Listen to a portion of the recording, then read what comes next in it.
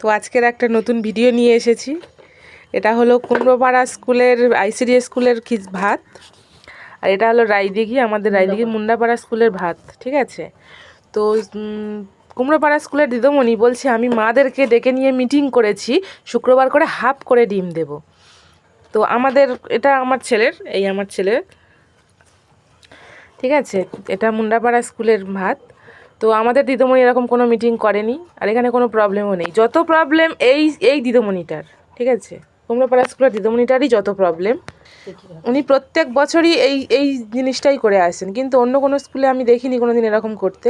তো একটা কথা বলি দিদিমণিটাকে, যে শুধু বাচ্চার মানে একটা বাচ্চার হাফ ডিম মানে ওনার সেটাও ওনার প্রয়োজন, এই ডিম নিয়ে ওনাকে মানে এ করতে হচ্ছে হাফ ডিমের জন্য। কি পায় উনি এগুলো করে? সব সময় প্রত্যেকটা বছর উনি এই জিনিসটা করে কেন? আর ভাত তরকারিটা দিয়েছে দেখুন, এটা বাচ্চা খাবে, তরকারিটা দিয়েছে দেখুন, এটা ঠিক আছে। এখানে আমাদের কোনো আমার ছেলের স্কুলে আমরা কোনোদিন কোনো কমপ্লেনও করিনি, ঠিক আছে। এটা আমার দিদির মেয়ের স্কুলে, যাই হোক আজকে এখানে এসেছে বলে ভাতটা নিয়ে আসা হয়েছে। তো এবার আপনারাই বিচার করুন, ওই দিদিমণিটাকে কি করা উচিত।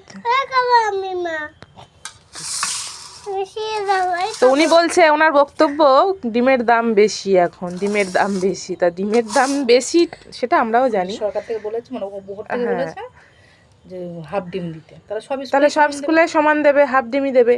একজন একটা স্কুলে গোটা ডিম দিচ্ছে, একটা স্কুলে হাফ ডিম। দেখুন, হয়তো আপনারা কেউ হয়তো আবার বলতে পারেন একটা ডিমের জন্য এত কিছু করছেন না, বিষয়টা ওটা নয়।